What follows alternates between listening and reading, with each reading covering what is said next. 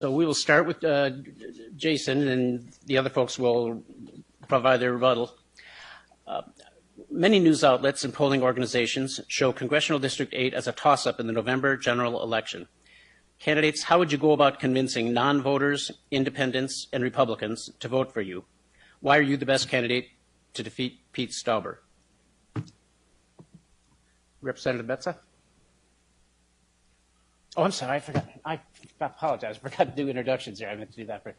We have first Representative Jason Metsa from Virginia, former State Representative Joe Radinovich from Crosby, Michelle Lee, a former TV news anchor from Duluth, Mayor of North Branch, Kirsten Kennedy, and Soren Sorenson, a progressive activist from Bemidji.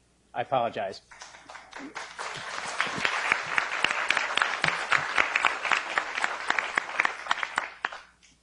And Jason, do you want to start with the first question, please? Yep. So my name is Jason Metsa. I'm an Iron Ranger, a legislator, a husband, and a dad. And I believe in fairness. It's why I got into politics. And what really drives me is that people have been working way too hard to get by in life. And it's been difficult for people to make ends meet. And I really feel like the economy's left a lot of people behind, especially in our generation. When I went to the legislature, I never gave a lot of speeches. I focused on working hard for people and trying to make sure that they got the pensions that they earned. And I got our steelworkers unemployment benefits. And we actually built things like the Highway 53 bridge in Virginia, made with American-made steel. And I'm very solutions-oriented. I like to get things done, which is why I want to get out to Washington, because we have a lot to get done out there. We need to fight for a Medicare for All program that includes medical, dental, vision, mental health, and reproductive health. We need to have free 2- and 4-year college so that families aren't burdened with the debt that they've been burdened with in going to school right now. My dad went to school, and he could pay off a tuition by working over the course of a summer. Now, students who graduate end up paying that same debt off over 20 years after they graduate, and we can do better than that. We need to also make sure that we're really focused on investing in 21st century jobs. And one thing I'm really proud of right now that's going in is we have a solar plant in Mountain Iron, diversifying the Iron Range economy that's going to be hiring 118 people. We got that done by working across the aisle while I was in the minority. And I can do that same work out in Washington, work across the aisle when we need to, and stand up for our values when we should. Because there's nothing wrong with compromise, but we need to start prioritizing families in this country and putting workers first versus the Wall Street 1%ers and big business, which has been the status quo that Paul Ryan and the Republican Congress have fought for. And it's time for that game to be over. This district can stay blue. It will stay blue this year. People are motivated, and if they want someone who's going to get out there and fight like heck to make sure that we have the values of this district representative, they can send me out there. I've got the experience, the knowledge, and the fire in my belly to get out there and work hard on this district's behalf to fight for those things that I had just mentioned, which is, again, the Medicare for All, making sure we have the 2 and 4-year free college, and making sure that we are investing in the jobs that we need to so our kids can stay in the communities where they were raised and find a good job with good benefits and make their way in this world just like our grandparents and parents passed on to us. So please consider me on August 14th. I'd love to earn your vote. Joe, you have 90 seconds for a response. Introductions? I thought it was all 3 minutes. I thought we were answering the possible question. I'm sorry. Oh, I'm sorry. Okay. I thought there was an introduction. I'm sorry. That's fine. No problem. Well, my name is Joe Radinovich. I'm the 4th generation of my family to grow up on the Cuyuna Iron Range. I recognize a lot of familiar faces here tonight, and I'm thankful that you've all come out to learn more about the candidates in this race. We're very fortunate to have 5 good candidates up here offering their talents, offering their time to get out and talk to voters across this district about why this election is important. The reason this election is important to me is because I think every election is about a big idea. And my politics come from my family. My great-grandfather's a miner, my grandfather's a miner, my uncle was a miner, my dad's an electrician, brother's an electrician. But they've all heard me say this a bunch of times. Hardworking people are losing ground right now. And when I was growing up, I learned that work was about more than just a job. Work was about the way that you take care of yourself and the people you love and the dignity that comes with that. But work is changing. The example that I use is that in 1980, there were 14,500 iron miners producing 40 million tons of iron ore on the range. They still produce 40 million tons today, but it takes 4,000 iron miners. So that's 10,000 people who used to be able to walk out of high school and get a job to support themselves and their family. But that's not limited to mining. It's happening on farms, it's happening at factories, it's happening at the highway, it's happening at the grocery store, where a generation ago I would go with my grandfather and someone would scan and bag our groceries and maybe walk them out. Now you go and there's one person in a self-checkout bay doing the job that 6 or 8 people used to do, but they're not getting the wages and benefits of those 6 or 8 people who aren't there anymore. And that's the important thing to keep in mind. Our country is wealthier and more productive than it's ever been before, and it's at a time when working people are losing their ground. We have an obligation to offer a set of policies that will help working people respond. And I think that they break down into 3 categories. The first is that we need to protect retirement security. That's Social Security, Medicare, pensions. The second is we need to make investments in the people and places of this country. That's lanes and trains, it's our harbors, it's our airports, it's broadband. And it's also investments in pre-K education, post-secondary education, and in getting the healthcare system in this country right. Too many of our care dollars are being spent on things other than care, and we need to make sure that we get out there and fight to change that system. But we can't do it without addressing the third thing, which in my opinion is the broken political system that we have today. And there is no greater symptom of this broken political system than what we see here in the 8th District, where in 2016, when Congressman Nolan was running for re-election, in excess of 20 million, probably close to 30 million when you check all the sources, was spent to defeat Congressman Nolan in this district. That's money that could be used in a million other ways, and instead it's used to denigrate the fabric of democracy. It never brings anybody up. It's used to tear somebody down, and it makes it a lot tougher for people to govern once they get to Washington, D.C. The stakes are very clear in this election. We have an administration that has no regard, I think, for the truth or for the interests of the people in this room. The first step is to take back this Congress, and we have to do that by keeping this seat blue. I think I can do that, and I look forward to answering the rest of the questions tonight. Thank you. Michelle, you have 3 minutes. Pardon me? You have 3 minutes. Bonjour, everybody. Good evening. My name is Michelle Lee, and my secret weapon is I'm not a politician. I'm not a politician looking for a career to go to Washington. I'm not a career politician. What I want to do is go to Washington and conduct the people's business. Now, some of you may not know who I am, but I spent almost 35 years on television in Duluth covering stories throughout the northern part of this district. And when I say covering the stories, as a journalist, I got out, I talked to people, but more importantly, I listened. The night that Donald Trump was elected our president, I was on the anchor set. And when one of our experts, one of our political analysts, leaned over during a commercial break and told me that Donald Trump would become our next president, it was like a kick in the gut. I was almost speechless. As an anchor, that's pretty bad because we like to talk. But I knew then that my greatest fear was, because we had all watched him through the campaign and the things he was saying and the nasty things he was saying and the divisive things that he was saying to split this country, that this was going to be a continuum, that we were in for quite a ride. And we certainly have been hanging on by our fingertips over the last year and a half as he has set out to change what we all love and respect about our country. I knew that at the end, when I walked away from the anchor desk at the end of 2016, that number one, my husband and I could just retire peacefully. I could enjoy time in my flower garden when it finally hit spring here in Minnesota.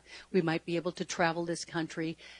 But I knew that I could not do that. I could not sit down like many, many good people in this country. We are standing up and saying, we're not going to take this anymore. And people say, well, Michelle, you are a single issue candidate. Someone told me tonight that I was a tree hugger. And I'm so much more than that. Yes, I am concerned about the future of our children and our grandchildren, our air and our water. These are basic human rights.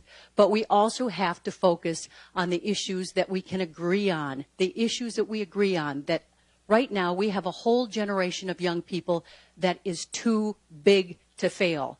These are the young kids coming out of college. They are saddled with heavy student debt. They're going to carry those chains of debt throughout their lives. We, as good Democrats, we know how to solve these things. I've got 30 seconds, but I can still talk a lot in those 30 seconds. Health care for all. On the way here tonight, we stopped at a local bar to have a hamburger. The waitress bartender, she's 5 weeks pregnant. She's got 2 kids at home. She's making a minimum wage job, and she said that she and her husband are holding out hope that they can get on MinCare.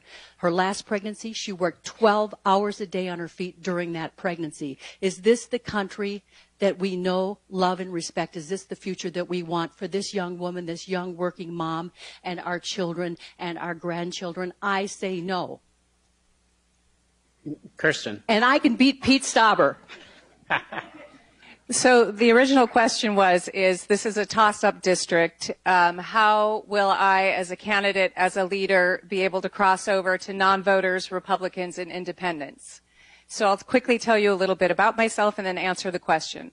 My name is Kirsten Hagen Kennedy. I have to say the Hagen part because I am a Norwegian-born American, a daughter of a Norwegian immigrant. I know that President Trump says he would like a lot more of us to come here from Norway. My family in Norway, I cannot say the word they use, but they're not interested. I am a single mom of 5 great kids. I am the first person in my family to go to college. And I want you to know I only went to college at 45 after my husband and I separated serving active duty in Italy. I was in active duty in my family of origin and active duty in my marriage. While my marriage did not survive, it forced me to go to college so I could support my kids. I started at 45. I graduated at 52 with a master's in advocacy and political leadership. I did not grow up thinking I wanted to go into politics. I loved being a mom. I loved being in my community and doing things with my family. Sometimes things don't work out. We all have had loss. We have all had failure. It's not what you do during those times. It's your next step you do. So I saved my police department in my community. And then I went on to try to save our senior center. And then I decided to run for office, not because I thought being an elected official was the best thing in the world, but because I could not stand the corruption. When I watched the President of the United States stand next to Vladimir Putin, I knew in that moment that we had done a disservice to our country, that we were with an enemy of the United States of America. And my dad was 2 when the Nazis invaded Oslo and 8 when they left. We can never forget. Right now in Congress, less than 5% of bills have been considered an open rule, which means we don't get to debate, we don't get to see what's going on. Before 2011, it was 90% of bills. Here's what I do. I'll do exactly what I did in my community. First time progressive woman, I won by 62% of the vote. Re-election, 59% of the vote. I had to have independents, Republicans, and non-political people vote for me. And how I did that was by building relationships and showing that I was a strong leader responsible for a city's budget, and making sure the toilets flushed where they were supposed to go, and making sure when something went wrong, I was there. I worked 365 days, and I am over. Soren. Hello, I'm Soren Sorenson. I'm from the Bemidji and Black Duck area, so just on the northwestern edges of our district. And the reason that I believe that I'm the best candidate in this race is that I've got significant campaign experience and experience within the party, but I've also built multi-partisan coalitions that have helped elect statewide candidates like Mark Ritchie, working with folks in other parties to make sure that we all get our wins where we need them, right? So, so I believe that I might be the only candidate that can blunt the impact of a third-party candidate running on strong environmental issues and a long history of working closely with Native Americans on their issues. And I've already been knocking on thousands of doors across the district, right? And I've been knocking every door, which means that I've been meeting people from other parties, no party affiliation, new voters. And I've been winning over some conservatives along the way.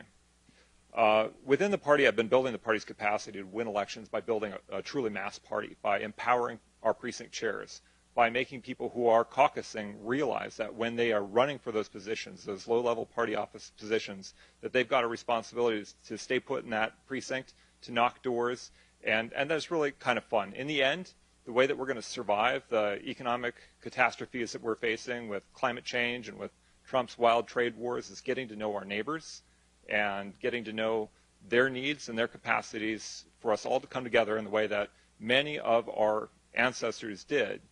You know, not too many generations ago, before a rural electrification act made a difference on our landscape, we had to gather together in the last building with a large wood pile outside of it on cold winter nights. We raised each other's barns. You know, so I think that we've got a capacity to work together again and to still respect our country's democratic traditions. So I'm really looking forward to this campaign. I'm looking forward to doing really well in the primary without a ton of money, without having to have cozied up with 1% donors and Wall Street. And I'd really like to have your support on the doors and your small contributions at the end of this, because in the end, that's the only way that we can win. My campaign is really about fundamental human rights issues, and I believe that those bridge gaps between our parties, that most Americans believe in the First Amendment and freedom of expression. We believe in freedom of movement. We've enjoyed that over our nation's highway systems. I believe in access to nutritious food and clean water. Access to health care is a human right. Equal rights for women, girls, and LGBTQA folks, and respecting tribal sovereignty. These are fundamental human rights, and our American traditions are deeply rooted in our foundational documents like the Constitution and this First Amendment bit. And one of the things that I've been enjoying knocking on doors is having people initially like, why are you in here? This is a secure building. You can't knock on our doors. And I'm like, you've got a right to hear from each of us, right? That's why we have a right to enter your multiple unit dwellings and knock on every door and meet every voter, because you have a right to hear from each of us. And unfortunately, that hasn't been happening with the corporate media. And I'd ask you to raise that issue if it happens again. Thank you. Thank you. Now we're going to start with our round questions, where one candidate will answer the question followed by shorter responses. And I believe you start with Jason at the, okay.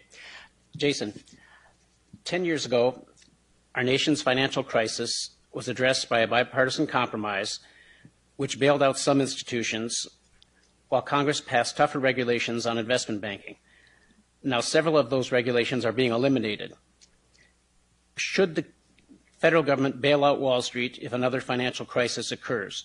Why or why not, and what safeguards would you put in place to assure our economy is not at risk?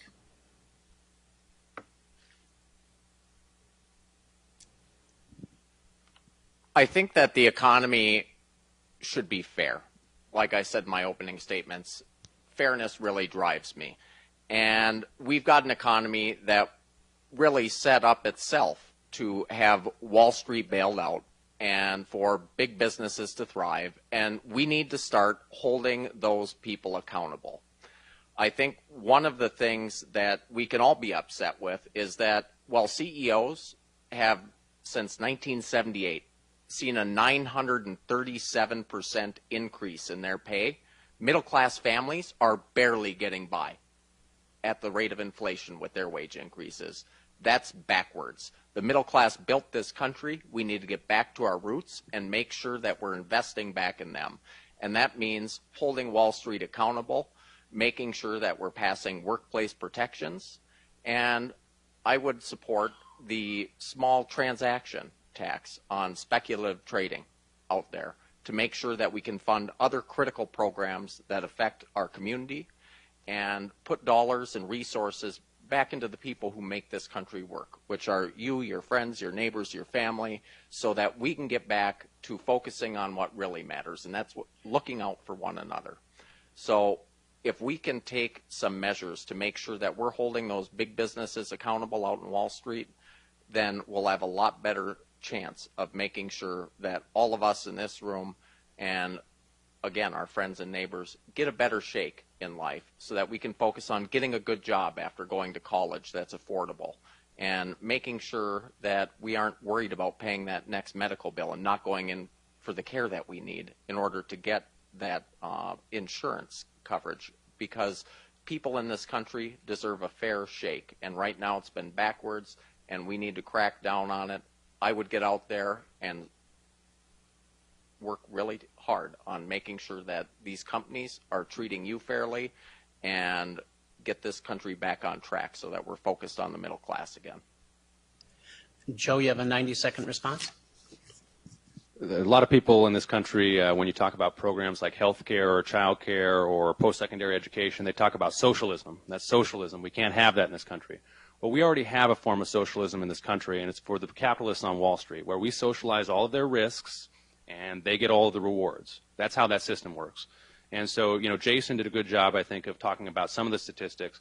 Back in the 1970s, up until that point in the American history, the rate of productivity, as productivity increased in our country, so too did wages. But those two things decoupled in the 1970s. And while productivity skyrocketed, wages stayed stagnant. The problem that we have, I think, as a country is how we figure out a way forward. I know the way forward isn't by attacking laws like Glass-Steagall, which separated the traditional banking side and the investment side of big banks, or by attacking Dodd-Frank, which was implemented in, I think, 2010 to reform the big banks after the crisis. That's not the way forward. We can't undo the laws that helped us in the first place and make our country richer. The other thing that we need to do is go on the offense. We know that people work to provide for their family, but too many people can't afford health care. We've got spaghetti fundraisers in our communities to make sure that people can pay their medical bills. We've got kids who are going to daycare at their family members or friends' houses instead of high-quality programs. The way out of this is through investment in the people and ensuring that if we're going to socialize risk, it's for everybody across the society. We recognize that we are intertwined and that we are stronger together, and that's the way forward for us.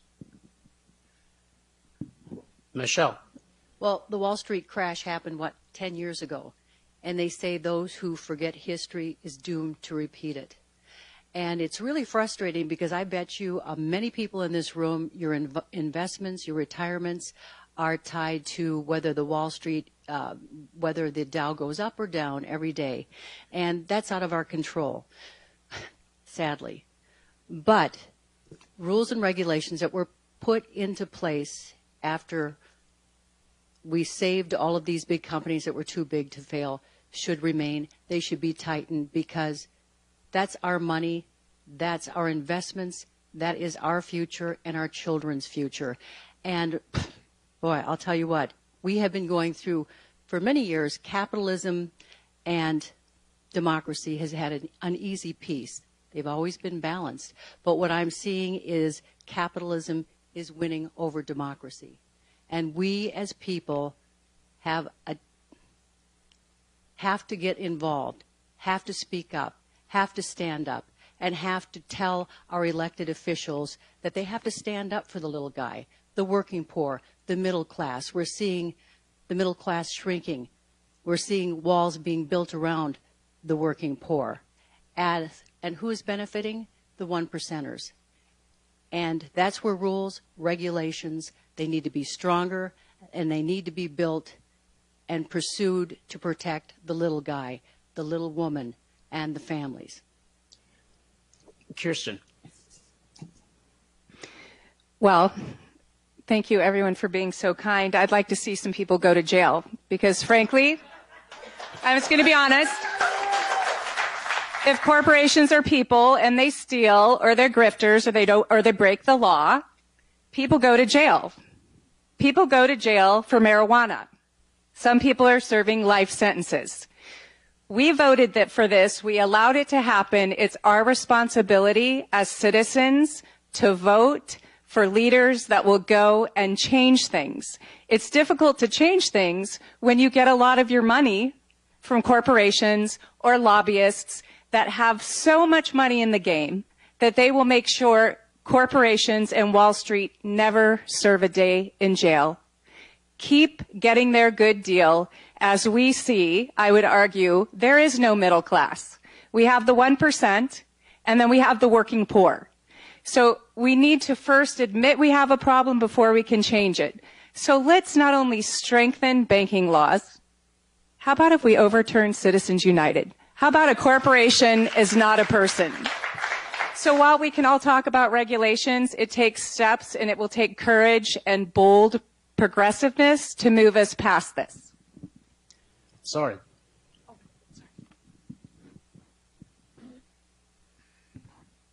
I remember when Lehman Brothers failed, and we were in, I think, the last stages of the Obama campaign.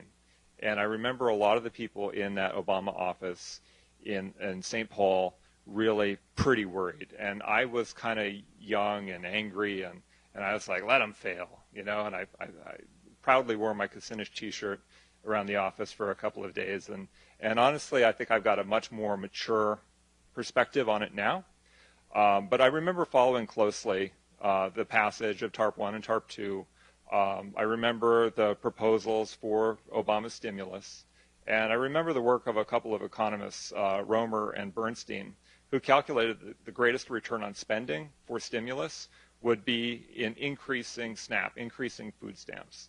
And the math shows that that worked. It worked so well that we should build that in, an automatic increase into food stamps as law, so it can't be held captive to partisan politics in a moment of crisis. Wall Street should pay its fair share. So we've talked about paying for some of our social programs as the National Nurses Union does with the Robin Hood tax, a financial transaction tax of about 0.5% on a lot of their highly speculative, very rapid, often automated trades that can go really wrong and spiral out of control when markets are unstable, as they are now, right? One of the ways that we can also build resilience into our economic system within our district is we can create regional equity markets.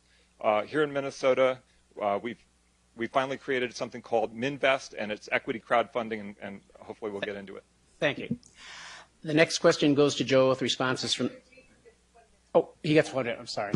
Jason, if you want to rebut any of their comments. Okay. Now we can go to Joe. The next question. By a 5-4 vote, the U.S. Supreme Court recently ruled that government workers who choose not to join unions may not be required to help pay for collective bargaining. What impact do you believe this will have on unions, and what changes to current laws, if any, would you recommend to support workers? That's a great question, and I'll just note that with 5 Democrats on stage, there seems to be a lot less need for a rebut, so we can keep things moving along pretty well. But, you know, that was a devastating blow. Janice, the decision in front of the Supreme Court, was one more step to erode the ability of unions to organize in this country. That's something that's very important to me. I grew up in a very strong union household. I was born in 1986. That was 6 years into the Reagan administration, and for the first 10 years of my life, I thought Reagan's middle name was a swear word. And so I remember hearing for a long time about him breaking PATCO, and I had no clue what PATCO was, but I knew it was bad. So I was a public employee organizer, and what I recognize unions do is they build power on the job. They put workers in the driver's seat, and it's not just about pay and benefits. It's about safety. It's about dignity. It's about the things that you can control to make your work life better. Everybody has to work in this society to pay for the things that they need as a family, and we need to make sure that they're not in a position where they are powerless on the job. And so some of the things I think that we can do to help workers reclaim some of this power is to make sure that we pass pro-worker legislation out in Washington, D.C. Several years ago, it was referred to as the Employee Free Choice Act, which would allow unions to certify after a majority had signed a card saying that they wanted to. It would take away employers' ability to stall out negotiations and force arbitration. This is something that we can do that's really important. But one other thing I think we can do is talk about the value of unions. Just because Janus was passed doesn't mean that those unions are going away. It makes their job more difficult, but what if we recognize that our job as union members or as union supporters isn't defined by the U.S. Congress, but instead by our own actions? People can still sign up willingly. They can find a lot more power and solidarity in the voluntary recognition than they otherwise maybe in places where they just were automatically enrolled. So what I'm hoping this represents is a renaissance in the union movement in this country, that we fight back, and we fight back harder than we ever have, because the future depends on it. Our middle class was a lot stronger when we had a lot higher union membership in this country, and you can count on me to be an ally for union workers and for their organizations across this country. Michelle, your response? I agree. Unions essentially built this state. When you look at the Iron Range You look in the Twin Cities, unions are essential. My mom, 92 years old, she's benefiting now from a 49ers pension. That's many years that she has enjoyed health care and a sense of well-being as a result of union involvement. My son is a union member. He works at Whole Foods Co-op in Duluth. They just unionized. I'm very proud that he helped work that out and that that little store is now unionized. My daughter-in-law is a registered nurse. She is also a union member. When we talk about the decision, U.S. Supreme Court decision, Janus versus AFSCME, that is just part of the slow chipping away of union power. That scares me. I look to the east, to Wisconsin, a right-to-work state, and have seen what has happened in Wisconsin and many other states. And it's like a house of cards, and it's coming to us. Let me say, number one, right to work is wrong for Minnesota. I will be an ally for unions because I know that unions have given us that 40-hour week. It has given us our weekends off. It has given us a safe work environment. Without unions, I'll tell you what, there's power in numbers. And unions can be powerful, but we have also seen a falling away where we have a whole generation of young people who don't understand what unions can do for them. They want the money in their pocket now rather than being taken out of their checkbook. We need to educate young people about the power and the value of unions. Thank you. Kirsten. I believe the decision actually will help us strengthen unions, and I have never been part of a union. I do not have any family member. I have a couple of teachers, one who teaches in a right-to-work state, my oldest daughter. My other sister, who just retired, taught in Southern California for her entire career, and she was part of a union. What I would say is that workers' rights are human rights, and as a mayor of a city who, when I was an organizer, they came in every day and thought they were going to be fired, I said, join a union. I still would say that today. What it has spurred for me is trying hard to work to get people to organize. I have stalkers in my local grocery store, and I talk to them about it. And they say, we're afraid because we want to, but then they kind of scare us a little bit.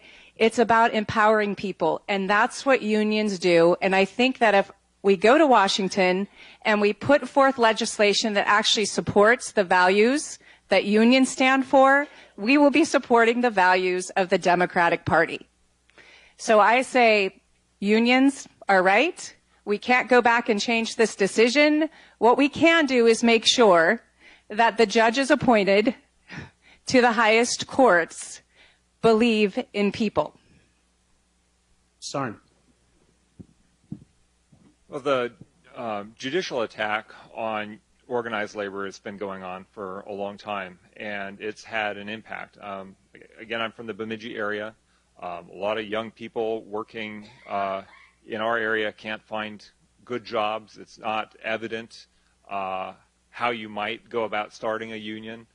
We see too many local party leaders who identify with the Democratic Party making decisions for their municipalities to outsource the administration of like the local hockey arena to a company in Iowa so that they don't have to pay people to work directly for the city and be represented by a union, and that's despicable.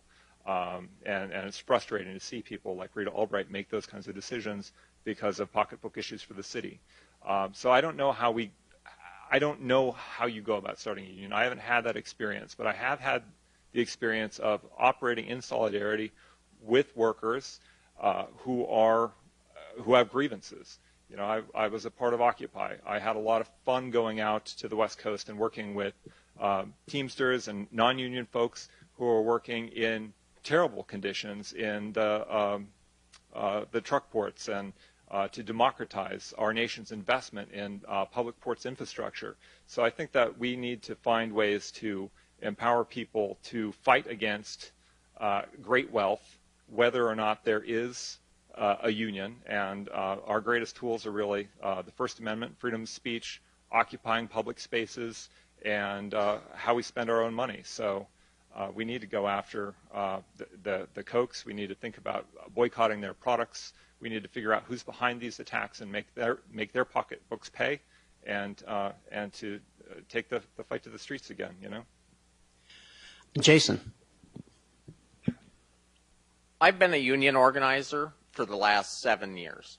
I'm a UFCW member, and one of the things I've really learned is we all do better when we all do better.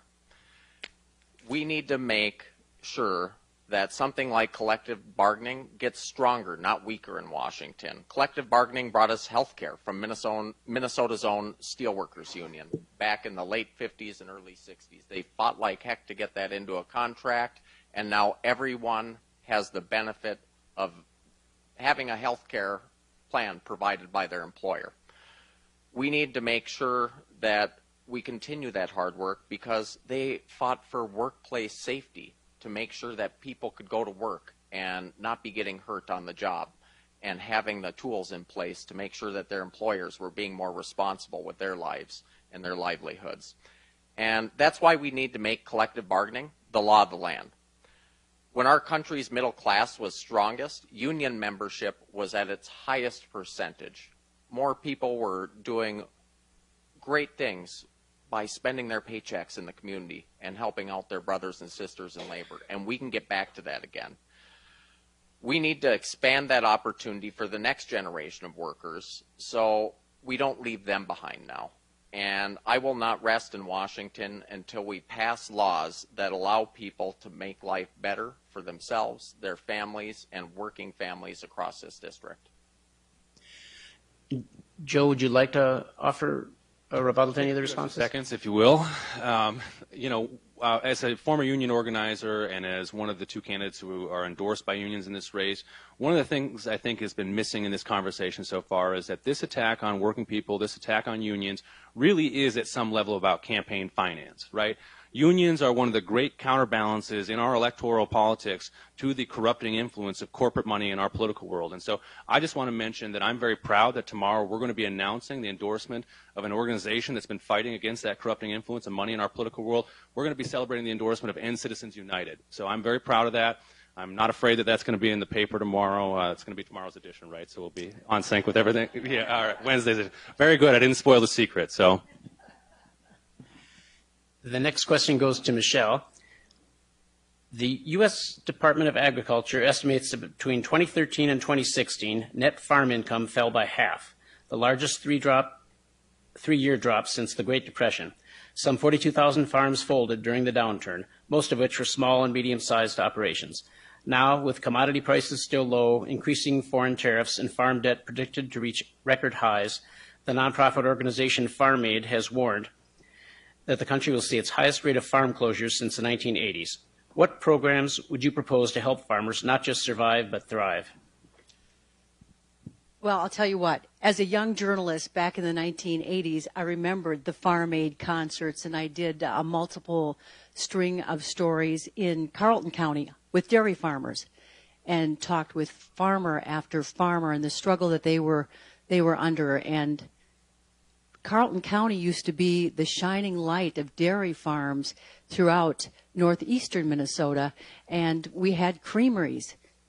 The farms supported families, and they could afford to send their kids to college, and they milked their cows, and they were able to pass those farms on to their children.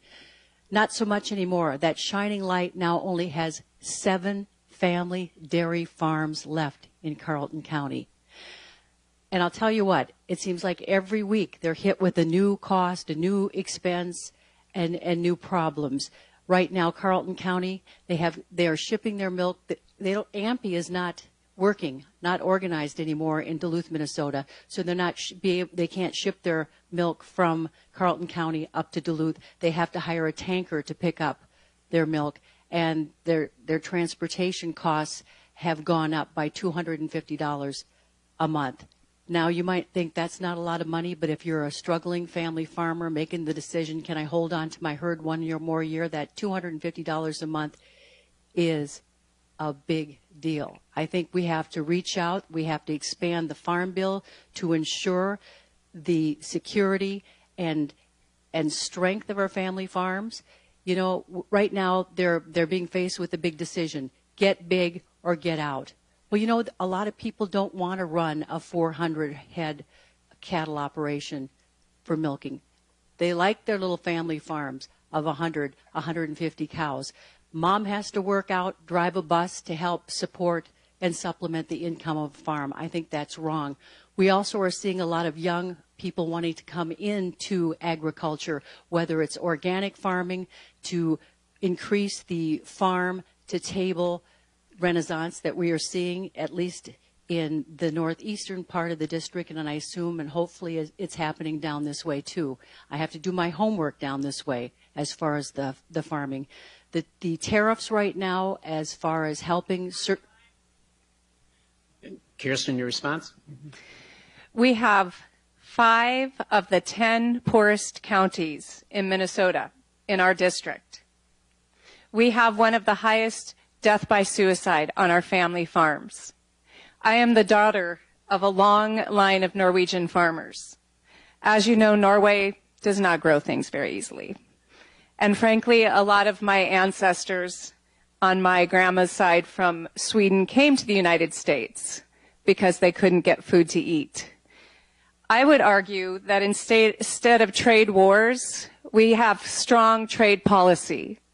Instead of harming our small farms, we actually give incentives and help to our small farmers so that we can grow food in our district, we can eat healthy food, we can have healthier communities, and we can bring down costs. We're going to either do it on the front end or the back end. And I would argue that farming is something that America is known for, and you should not have to be a corporate farm to be able to make it.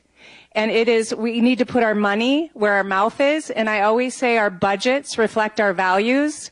We need a stronger farm bill. The farm bill used to be so strong, that's why SNAP is attached to it, because they thought it wouldn't be harmed. They thought we could protect some of our most vulnerable citizens, because we used to be so strong. We can do that again. It takes political will, and it takes people willing to go to Washington and do the work for the farmers who don't have a ton of money for lobbyists. Soren? Could I hear the question again? I'll shorten it but since between 2013 and 2016, net farm income fell by half. 42,000 farms folded during the downturn. With commodity prices still low, increasing foreign tariffs, and farm debt predicted to reach record highs, people are warning that there'll be a highest rate of farm closures in years. What do you propose to do to help farmers survive, but not just survive, but thrive in this economy? Well, we need to make sure that our farmers are growing food for people in our own communities wherever possible. I think that's one of the things that will make our district more resilient, and it's definitely hard on our landscape. So we've seen investments really pay off in appropriate technology for our environment. So high tunnel hoop houses have been a great asset for folks that are growing food for our farmers markets. We need to make sure that there's strong support, especially in these very poor counties, for people to be able to use SNAP, their EBT cards, at farmers markets.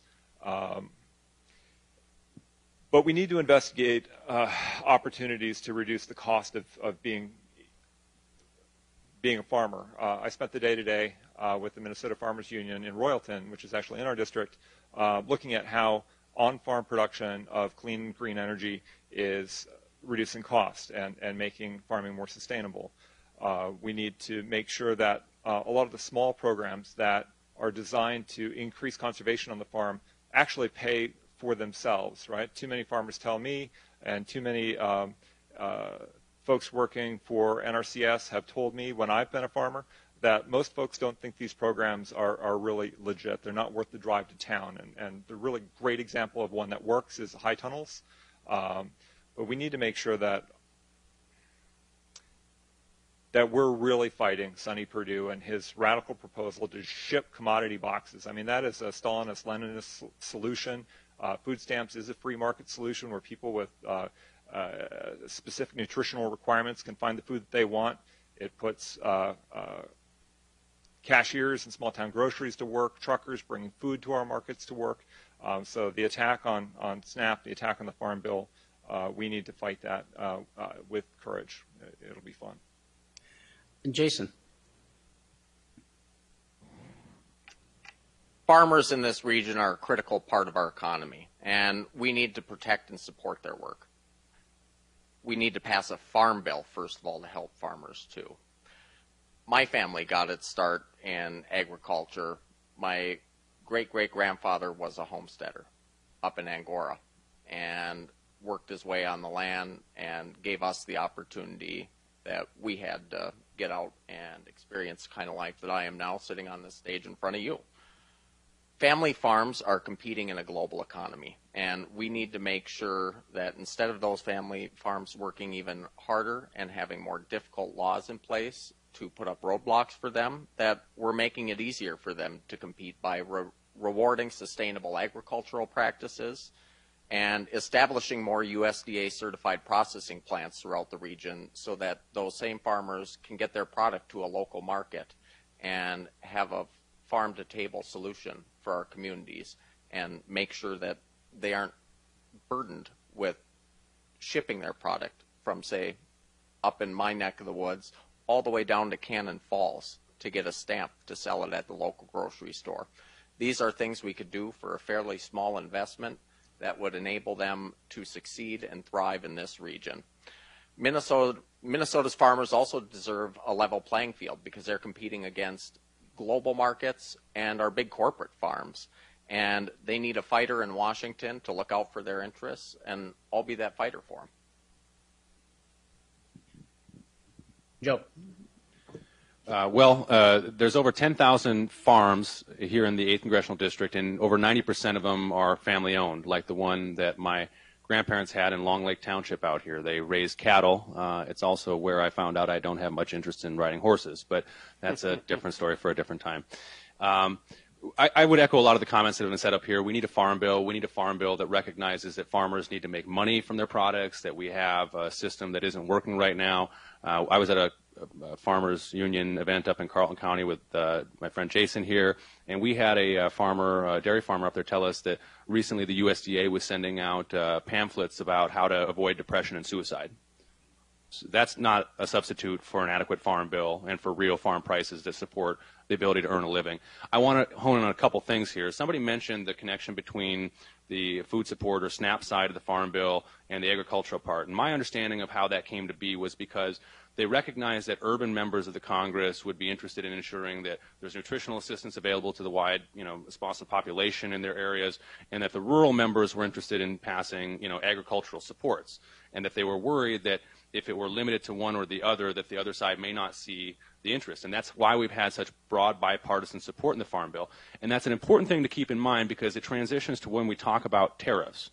We cannot see an increase in growth in the middle class if we are pitting one class of working people against another's. If we're going to pit the miners on the Iron Range against the farmers in the southern part of this district, that's just a trick to keep us all in the blind. That's what that is. And so when it comes to tariffs, I think that we need to have a very targeted approach. I would point to the Obama administration's actions when it came to the iron mines in 2015 and 2016. Because they ran it through the trade courts and put additional support and focus there, we saw tariffs in excess of 500% on individual steel products, which is the way to do it, not a blanket approach where we put 25% or 10% on everything, including that which is coming from our allies who are not cheating and who are undercutting American workers. So that's what we need to do. I think that's the way forward. Michelle, would you like to rebut any of the responses? Okay. The next question goes to Kirsten. This past year, the White House has established tariffs on steel and aluminum imports, which are seen as an economic boon to the mining industry in the 8th Congressional District. However, China's retaliatory tariff on soybeans is seen as a devastating blow to the farming industry in our district. There are other retaliatory tariffs from China, Canada, Mexico, and many European countries that have escalated the trade war and threaten to be a heavy blow to all of Minnesota. As a member of Congress, how would you balance the needs of all your constituents in the complex array of the global marketplace? I would once again talk about, I always say if war is the answer, we're asking the wrong questions. A trade war is a war nevertheless. We're just not using weapons. We're using food or commodities to hurt either another country, but most of all, the people that live in those countries, the people that do that work. I would argue that we need more working together. We need to keep our relationships with our allies strong. We need to take care of the cheaters. Absolutely. Let's deal with the cheaters. But we cannot tank one group of people or say, oh, great, we're going to do something really nice for our miners, but farmers, sorry, we're throwing you out the door. That's not how it works, and that's not leadership. That, I would argue, is probably really good lobbying. Who has the most money to give you and will take care of your products? So I would say that when you talk to people, find out who they are as a leader. Do they build coalitions? Do they believe in listening? Do they believe in having a broad view of the world, not just where they live, or a 10-mile or a 50-mile or a 27,000 plus square mile radius? Because I believe, and I've said this before, I think we're all here tonight as leaders. And what kind of leaders you decide to be or who you are shows in the decisions you make, the things that are important to you, and what you value. And I value a country where everyone gets a fair shake. Soren. It is definitely true that much of the world has not been respecting America's intellectual property, and that some of our trade deals have been really counterproductive in the past. If we are concerned about immigration at our southern border, one of the root causes is dumping commodity grains on Mexico and Latin America. And we've ended up with a pretty imbalanced agricultural economy, in part because of the success of lobbyists who are financed with the soybean and corn checkoffs. And I really do think that we, especially with growing climate instability, instability in trade across international borders, we need to focus on kind of restoring our capacity to do what we can with what we have where we are. I mean, that was kind of the maxim that most Americans got through the Great Depression with. And, clearly, no one knows what's going to happen with Trump and his trade wars and the kind of instability that he's adding to a world that's already destabilized because of the economic crisis in Greece and now Italy. I've spent time in Southeast Asia working with farmers who grow crops that we can't grow, working with rubber farmers, working with people who grow coffee. And I know that we grow crops here in Minnesota that they can't grow. In the end, they're going to need our wheat for their noodles, and we're going to need their coffee. I mean, I need coffee. You need coffee. We're going to find a way to get a cup of coffee, regardless of what Trump does. So I think that the potential to recover from the fiasco today would be strengthened if I'm in Congress, in part because of my experience working with farmers in other countries, working within the UN framework, and Jason.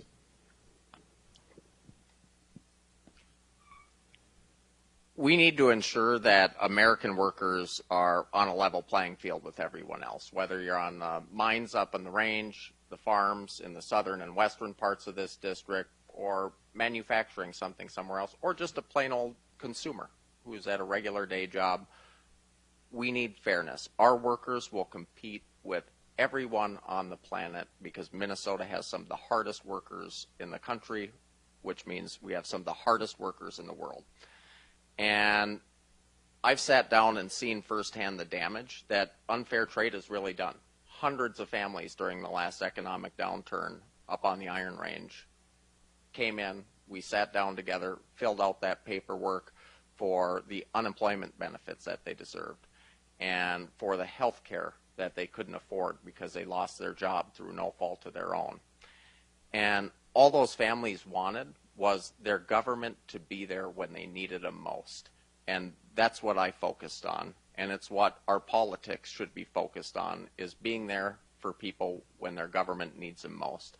Our policies should reflect our values, and our trade should be fair. Our workers deserve it, and I'll fight to make sure that it is. Joe. I got into the tariffs a little bit ago. And a good example of what's happened over the last several years in this country are that in the 2015 and 2016 years, we had specific steel products that were being dumped by countries like China and Korea on our shores, and those products were being manipulated and subsidized over there on those foreign shores, and then they were displacing American workers here in the North American market. And so when Dennis McDonough was brought to the Iron Range, the Obama administration focused in very closely, and they were able to apply, as I mentioned, tariffs in excess of 500% or 200% on very specific steel products. That put people back to work here, and it had nothing to do with Donald Trump. Don't forget that, and don't let anybody else forget that either. But when we apply tariffs of 25% or 10% across the board, including on our allies like Canada, what happens is that iron ore that's made on the range, about 40 million tons of it, 1/3 of it goes right over to Canada to be turned into steel. And then it comes generally right back across the border in the form of steel to help us build our buildings, our highways, all the things that we need to live. So these trade wars are not helping us one bit. What we need to do is apply a scalpel where we can. I don't want to go too much further with that analogy, unless I draw the ire of a colleague here. But we want to be very specific about that. And the other thing is that we want to make sure that we're not pitting farmers against miners. The start of this is making sure that we have fair trade deals from the onset. Too often when we've achieved these trade deals with other countries, we haven't had regard for the environmental standards or the labor standards in practice there. And we know that when those countries are able to avoid those rules and avoid the same regulations we have in this country, it gives them an advantage, and it gives them an advantage in trade. So we cannot allow that to continue to happen. And as a congressperson, the role that I would have in Washington, D.C. is to advocate on behalf of the American worker. I'll be happy to do that. Michelle. Well, I have to say that the mess we're in, I will blame Donald Trump. He starts a trade war by tweet without deliberate planning and thought to those who will lose their jobs and their livelihoods as a result of his blanket tariffs. And I will use the analogy. You cannot use a sledgehammer when it comes to laying out tariffs when a scalpel will do. We do not want to kill the patient we're trying to save. During the Obama administration, he did apply tariffs to prevent the dumping of cheap foreign steel, and the Iron Range benefited as a result. When you are very careful and methodical, you're not going to have the blowback where you have the soybean farmers that are really feeling the pinch right now and determining whether they should buy a tractor or will they be able to buy a new piece of equipment down the line, or the pork farmer that is now struggling to make ends meet. And just go down the line. Harley-Davidson considering moving part of its manufacturing to a foreign country, or the nail manufacturer that had to close. We have to be very careful, and we can't alienate our good allies to the north and the south. So I will blame Donald Trump. Absolutely. We need common sense leaders to go to Washington and speak truth to power and consider what these blanket statements that our president is doing and what the impact is he's having here back at home. And I'm all for making sure that our Iron Rangers have a lot of work and that the taconite and the iron ore industry is humming along and wonderful. But I also am concerned about our farmers and our technology industries that are suffering as a result of the blowback of these big tariffs that he has laid down on aluminum and iron ore. Kirsten, would you like to offer a rebuttal to any of the comments? Okay. Then the next question goes to Soren. According to the Center for Disease Control, there were more than 63,600 drug overdoses in the United States in 2016. Up 21% over 2015 and more than 3 times the rate in 1999. That's approximately 175 deaths per day. How would you deal with this growing crisis?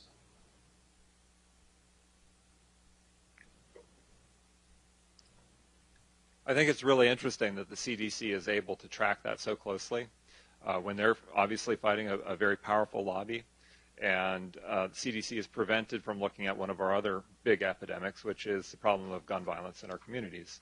And we need to repeal the Dickey Amendment to make sure that the CDC can track that, which is another major source of mortality, especially in rural America, when you factor in farmer suicides and the rest. So I suffer from chronic pain. I mean, I honestly can't really walk for like the first hour of the day until my meds kick in.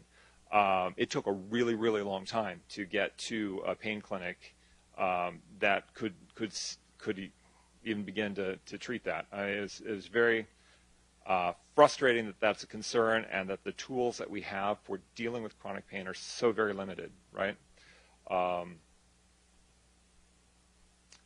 to the extent that medicinal uses of cannabinoids work, then I imagine those folks with that need should be able to go there. So we need to also permit research. So we're going to have to revisit Schedule I drugs and what that really means with opioid drugs. So, but it is problematic, and we have a lot of people who are really desperately trying to escape society. And many of us who can afford it with our our great rural broadband, we can escape into a world of Netflix and Westworld. But for other people, opioids are cheaper, and that's a real problem. Jason? We need more accountability. Businesses and Wall Street 1%ers shouldn't be benefiting from people who are in pain, suffering, and going through some of the things that just happen in life. We need to be looking out for them as politicians and making sure that the people who are receiving the care are the priority. And right now, we have a system that's been built to allow people like the pharma boy who's been in the news, jacking up insulin prices and making them unaffordable. We've got EpiPens, which have skyrocketed in America, but you can go right across the border in Canada and find an affordable option for your family that might be worth a taxi ride or a bus trip or a family trip up there. So accountability is where we start with this.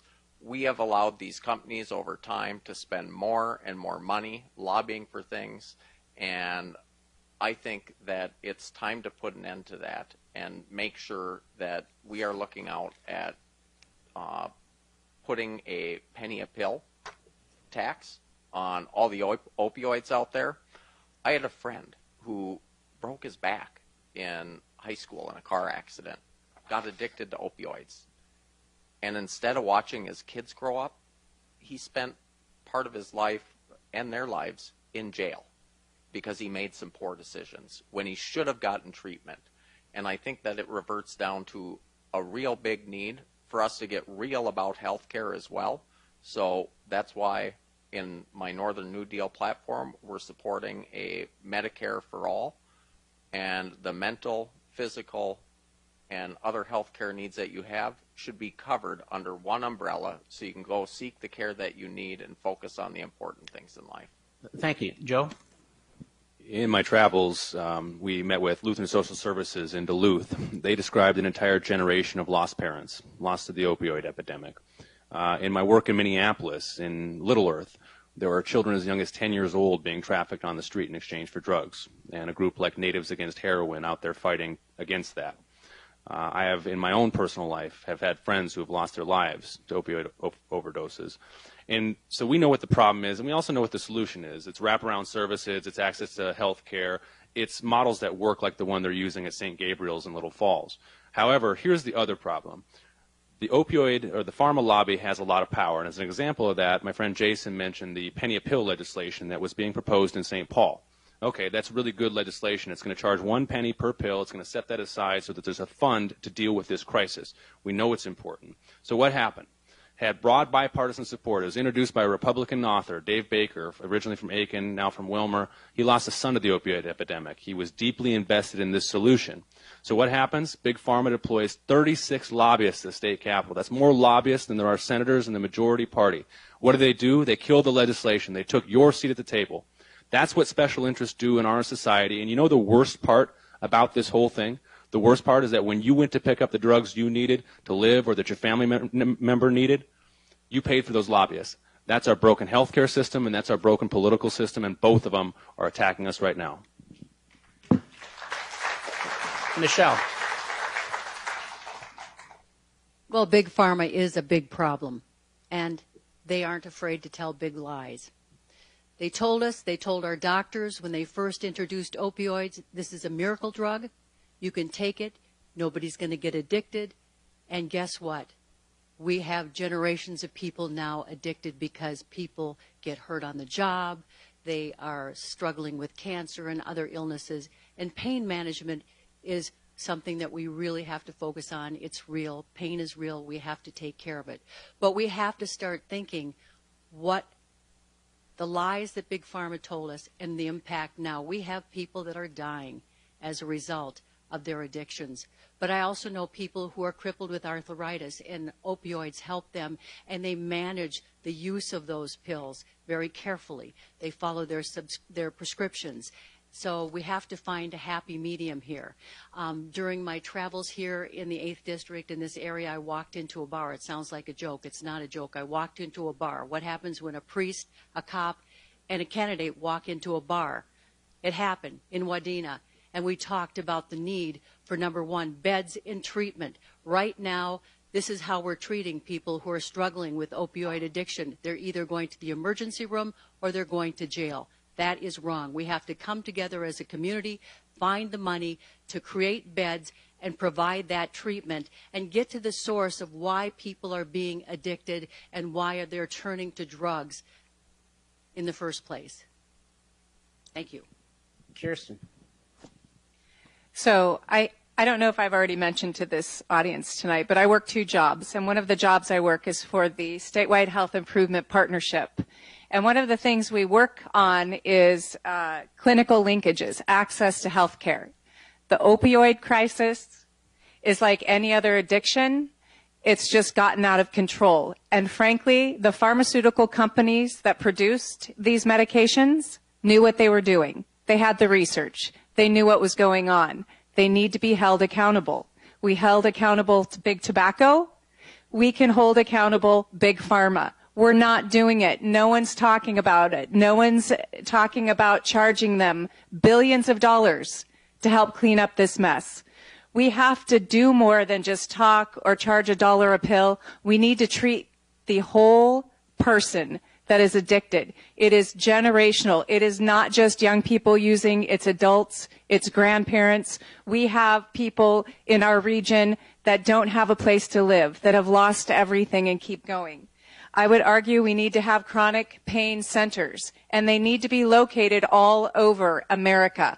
We need to have community interventions. We need to have methadone centers, and we need to federally pass a medical cannabis law so that veterans who suffer from chronic pain can get treated. Right now, if they go and they have a urine test, even if they're given a medical marijuana prescription in the state of Minnesota and they don't pass, they don't get treated.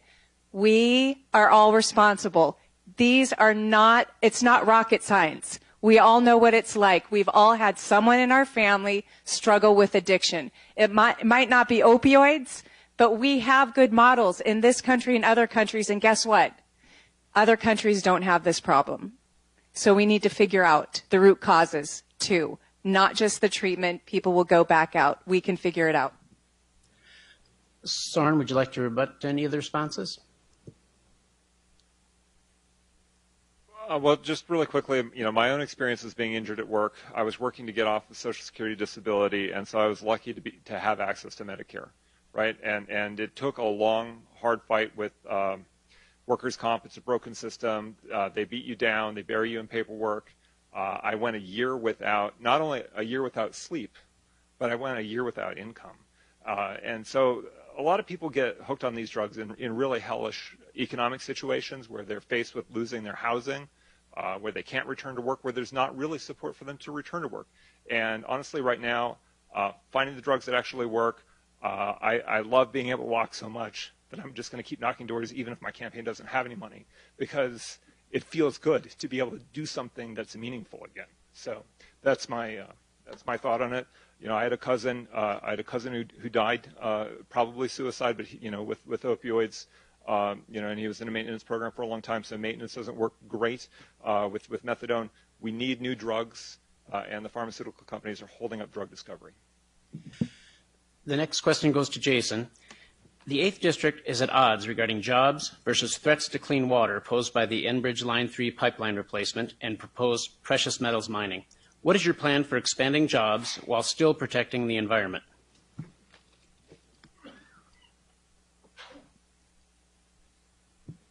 So Minnesotans, in my mind, have always been stewards of the environment, and I believe now more than ever it's our responsibility as Minnesotans to make sure that we leave the state better than we found it. We need to use our water carefully and responsibly so that we can pass it along to the next generation.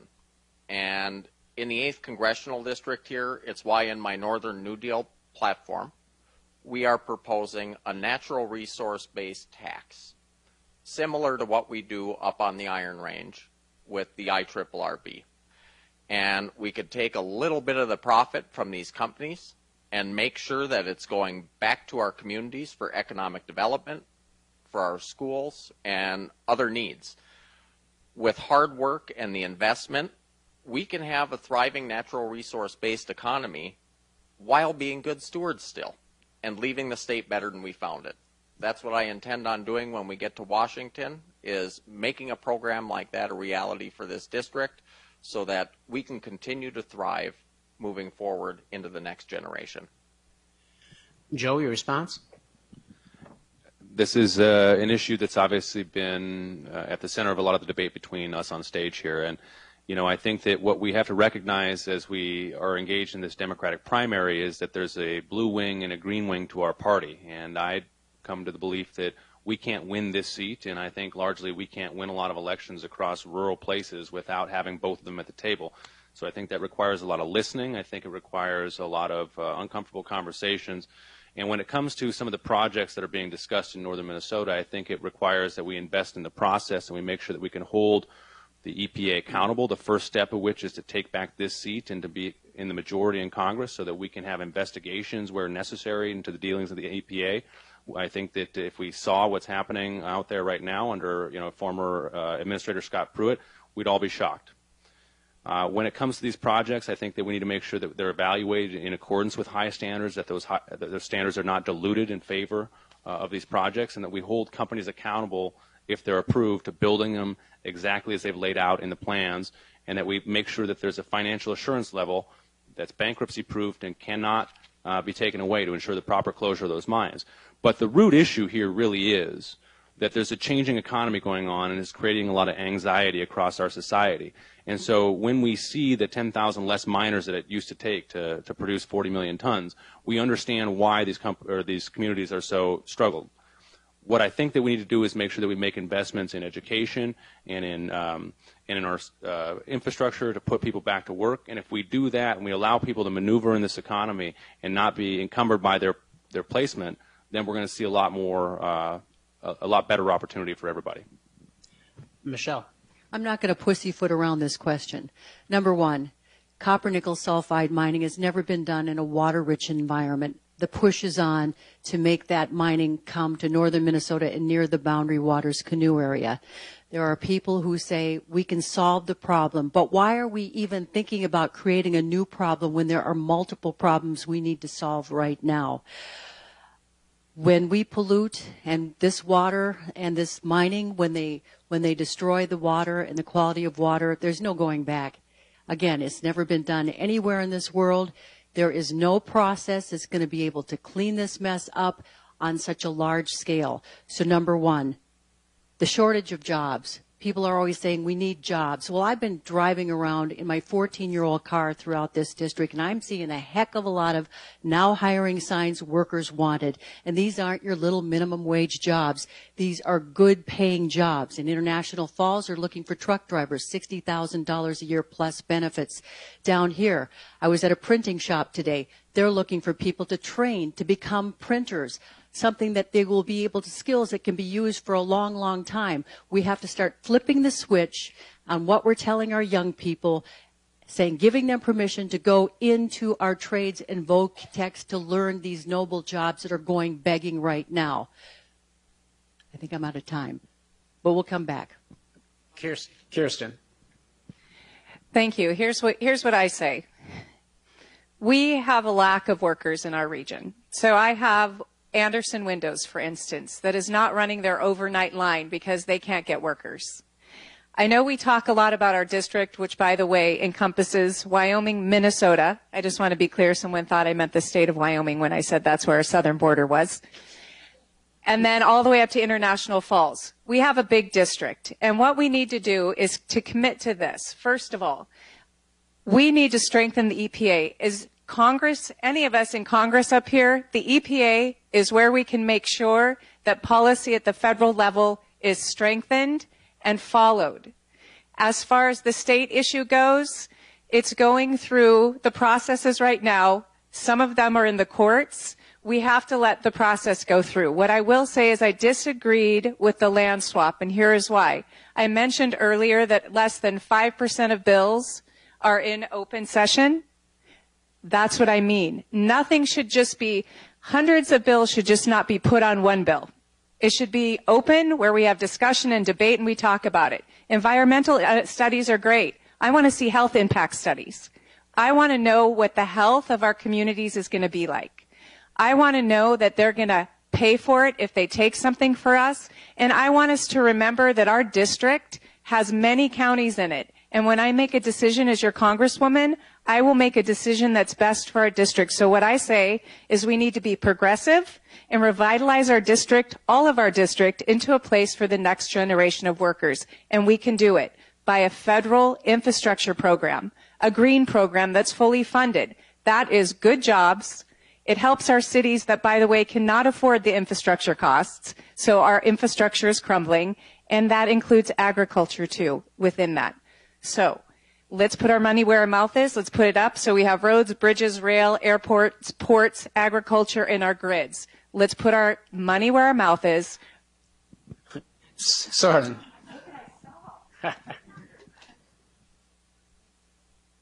I believe I'm the only candidate up here who participated in public comments on the expansion of the Enbridge system. I made public comments on the Secretary or the Department of State's cross-border permits for Line 67, and some of the comments that I made because we understood that the Trump administration was not going to take any argument about climate change seriously or any of the concerns of Native folks within the United States for their brethren across that imaginary border to the north in the extraction zones as a valid argument. So I encourage you to look for my arguments and to note the absence of other folks here on this panel and their lack of participation in that. As a brazen, unabashed environmentalist, I think that it should be easy to point out that there are tens of thousands of jobs being created in renewables today in Minnesota, right? That we have not put our money where our mouth is when it comes to investing in renewable energy. In our towns, in Bemidji and Hibbing or these other range towns, we invest multiples of what we put into that solar plant in Mountain Iron. We put that into hockey arenas, So we do need to stop tippy-toeing around or what have you with our investment in creating a climate that we can survive in by making a just transition to something other than fossil fuels immediately. And I oppose. Thank you. Polymet. Jason, do you have a rebuttal for any of the responses?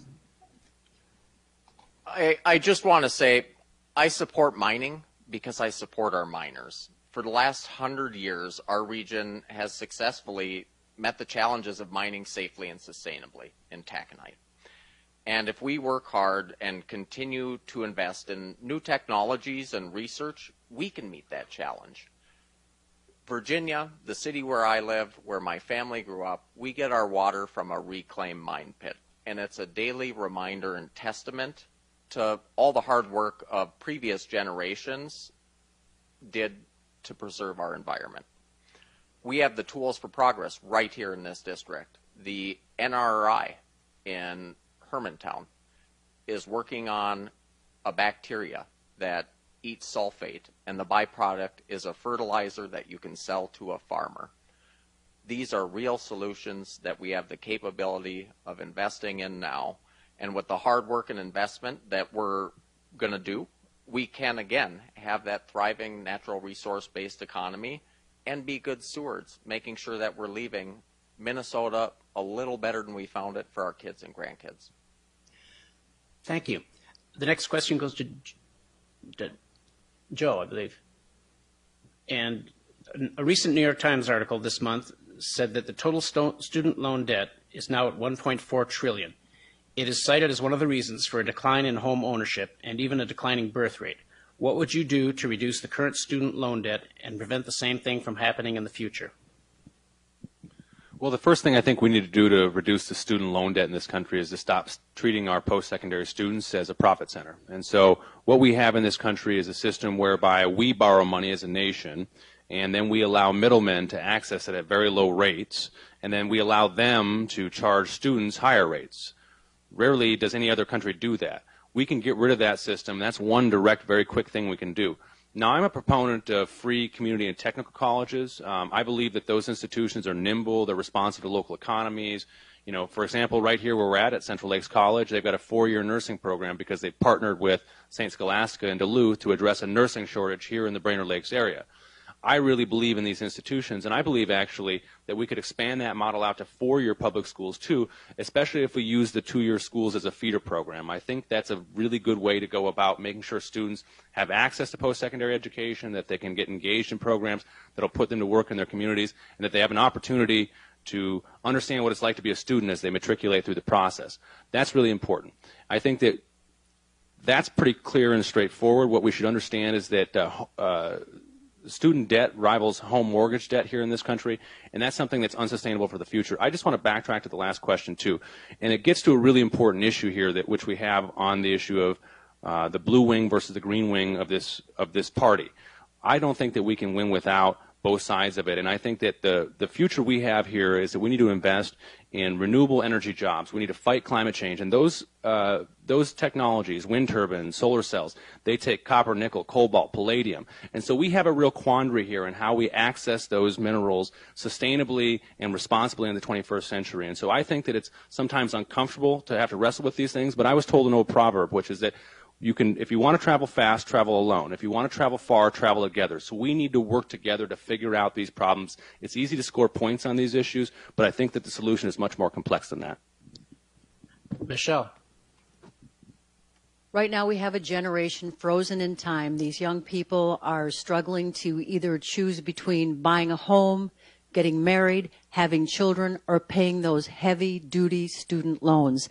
I believe in free tuition to our VOTEX and trades and public colleges and our public universities, and I would also like to see programs that will offer a chance for them to refinance at a lower interest rate or forgiveness and discharge of the current student loans. And I want to go back to the taconite, iron ore, and sulfide mining question. Number one, I support unions. I support taconite and iron ore mining, and I will do everything in my power to help shore up that industry.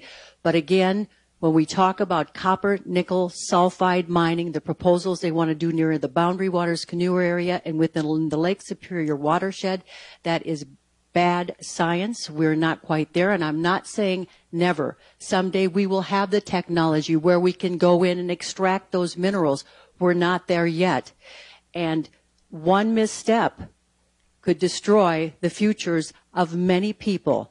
And I just want to say, number one, technology will come to protect our water or clean up the sludge from the toxic problems of copper, nickel, sulfide mining, but we're not there yet. We don't have little eating creatures that will suck out all of those poisons, and we don't have reverse osmosis that is large enough to tackle those millions and millions and millions of gallons of water. If we do, why aren't we testing it down in South America where they have polluted as a result of these foreign corporations that want to come in and build these mines? Why aren't they using this technology today and prove it to us that it can be done safely? They can clean up their toxic messes. Why aren't they up at Mount Polly, at the Mount Polly disaster in Canada, and showing us that this technology is already fruitful and can work? You know why? That technology is not available to us. And sure, there... Thank you. Kirsten. Okay. I'm not going to talk about mining. I'm going to talk about student debt because it affects almost everyone in my family, me, starting with me as a 45-year-old starting at the community college and moving my way to a master's degree. That was the only way I could go to college. I didn't have parents. to give me college. I didn't have a plan through the military. And frankly, I think it's very interesting that in our country, our president, along with many, many businesses, including some who have come in and out of North Branch, declare bankruptcy. Did you know that student loans, you cannot declare bankruptcy? If you declare bankruptcy because you are living in poverty and cannot pay your bills, they do not discharge debt. That means that we have more than just one generation, because I know there's a lot of non-traditional students like me. We have millions of students and people that are paying their interest rate, and in 10 years, nothing's moving. That is worse than our mortgages. At least a mortgage is 15 or 30 years. This debt is following people after death. We need to change it. And we change it by, first of all, not making it a moneymaker. Who is making money off of student debt? When I graduated from high school, I'm going to age myself right now. I'm almost 55. It was $30 a unit at our local community college. It's not like that now. Semesters are thousands of dollars for the same education. So let's look at our education models. What we're doing in North Branch is we're looking at what the jobs in our region need, and then we're working with schools and community colleges to make sure that our students have the education they need to get good paying jobs. We can do better. Soren.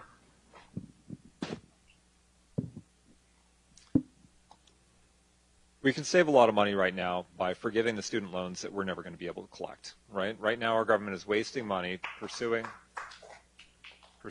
debts that folks who are disabled and can't jump through all the required hoops to get their loans forgiven formally will never be able to pay. So we need to look at that first, and then use some of those savings to repay more of these debts on behalf of people who are sacrificing, the health and safety and well-being of their family members in order to try to rebuild their credit, trying to make impossible payments. And we've got mechanisms that will pay for free college tuition in the future. And one of the big ones is the Robin Hood tax that the National Nurses Union and Bernie Sanders have dropped as bills that have passed CBO tests.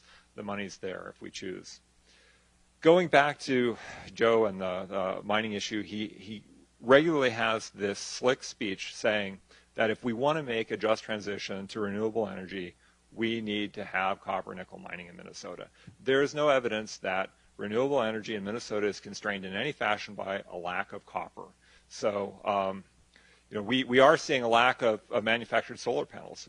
Today at the MFU program that I was at, I met a family that was building out a 1 megawatt private solar panel array to chill their potatoes for storage before market. And they're having trouble sourcing where their panels are coming from. They would prefer Minnesota-made. We had a great subsidy program for Minnesota-made solar panels, and we were just tippy-toeing around with that. And we need to really put our desire to survive in the future into really investing in a renewable and just economy. Jason, your response? Well, thank you. A quick couple of responses to those. We're not doing the testing in South America because we're leaders here in Minnesota in doing it the right way, and in this country in putting the environmental standards and regulations in place that we need for our kids to have a good environment after we're gone. So we're doing the testing on those sulfate in Babbitt and Virginia, and I'm darn proud of that because we're pushing forward in research where other people aren't doing it anywhere else. I think when we talk about the Minnesota-made solar is a bill that I passed with my colleague Carly Moline in the legislature in my first term. It was one of the nation's largest solar re-incentives in the country, one of the largest in the country. Now let me get to debt relief. Students that have graduated are burdened with so much that they just really need relief now. My wife had over $100,000 in student loans. The average person, now she was an Iowa girl who came to Minnesota and went to school. The average person has about $37,000 and some change in student loan debt that they'll be paying off over 20 years. The government should be helping us, not profiting from us. It makes around, I believe, $70 billion a year off the interest. I support cutting our interest rates and making sure that in government-held loans, we allow refinancing at lower interest rates, and that if people can prove with privately held loans that it was spent on the college and different things that you need to be in college, living, books, that they should also be allowed to refi at low government interest rates. And we've got to be careful of one thing that Soren mentioned. We can't just forgive a loan outright for like $30,000 because there's a tax burden that comes with that. And you don't want to be on the wrong side of the IRS. Thank you. And Joe, would you like to rebut any of the responses? Only in as much as that it may have been strategically wise to bring up that old question in this time period here. You know, to the point earlier, I don't find myself unequivocally in favor or opposed to any mining projects. I think that what we have to do is wrestle with how we figure out these problems going forward. And all I'm saying is that it's not acceptable to me to externalize the consequences of my consumption. There was a report a few months ago that said that 20% of the world's cobalt comes from mines that employ children. That's in your Apple Watch. That's in your Apple phone. Apple has admitted as much. And so we have a responsibility, in my opinion, to hold high standards. And if a project can't be done safely, then it shouldn't be done. That's the bottom line. But we can't simply say it's never been done safely and that therefore we can't do it. Right? We have to have the capacity to take these difficult problems head on and figure out a way using the best science we can to either evaluate whether we can or cannot do them. And if we can't do them safely, then we shouldn't do them at all. Michelle, your question. A recent Ipsos poll revealed that almost half of Americans oppose the Supreme Court's Citizens United decision, while a majority of Americans, 57%, would place limits on the amount of money super PACs can raise and spend. Do you support a constitutional amendment to overrule Citizens United, or do you have an alternative path to campaign finance reform? I definitely believe Citizens United should be overturned. Corporations are not people. Money is not speech. And as a first-time candidate, I am seeing firsthand what all candidates and what all politicians are being asked to do in order to represent you and serve you, whether it's at the state level or in Washington, D.C. When I first announced that I was going to be a candidate, I had all kinds of slick people coming around and telling me I'm going to have to raise $500,000 or $1 million to just get to this primary election. And then they also said you're going to have to be on the phone 30 to 40 hours a week calling complete strangers to get the money needed for slick television ads and to get your message out to make sure that you could be the one to win. I chose not to do that. People say they want money out of politics. That is what we are doing. Most of our donations are $5, $10, and $15 donations within the 8th district. When we get a $100 donation, it is like Christmas. But that, if money truly is speech, the people of the 8th district who really want to change what's happening in Washington, they are doing it with their coffee money, maybe a tank of gas. They're doing it. So, number one, I will not take PAC money. I will not take corporate PAC money. I have made a pledge not to take fossil fuel money or the Koch brothers or the NRA. That is not the way politics should be run, where the man who has the gold makes the rules, the golden rule of politics. That is wrong, and we're doing it every day during this campaign. My campaign chair and manager, they all agree. We're doing this $1 at a time, one vote at a time, and getting out to rural areas throughout this district and listening to people and not sitting in those little booths or in the coffee shops dialing for dollars. That is wrong. Citizens United has to go. We have to get the money out of politics. I truly believe that can be done. I guess we'll find out on August 14th. Thank you. Kirsten, your response? Overturn Citizens United. But more importantly, let's talk about a couple of things. So there are 400 plus Congress people in our U.S. federal Congress. 19% are women. 19%. Yet women and men make up almost 50-50 in our state and nationwide. We have a problem, and here's the problem. Publicly funded election, 6-month election cycle. There you go. No private money, tiny donations. Let's just make a fair playing field.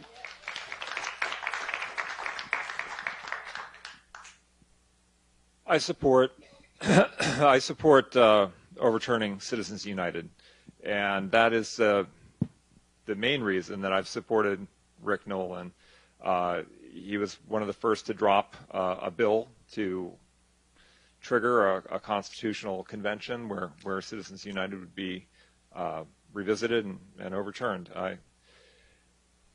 Money has a very corrosive effect on our politics. I was recently excluded from a debate because I'm poor, right?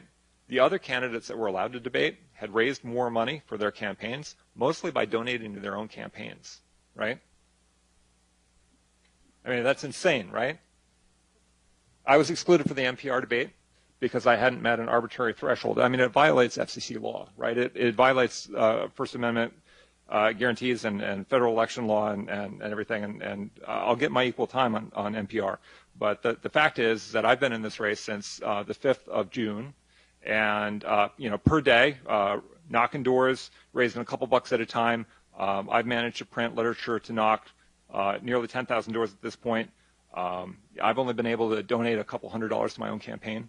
And I was excluded because I don't have the ability to donate $16,000 to my own campaign. And I don't know billionaires in Edina well enough to have them open up their homes and throw a fundraiser for me underneath crystal chandeliers. So, Jason, your response?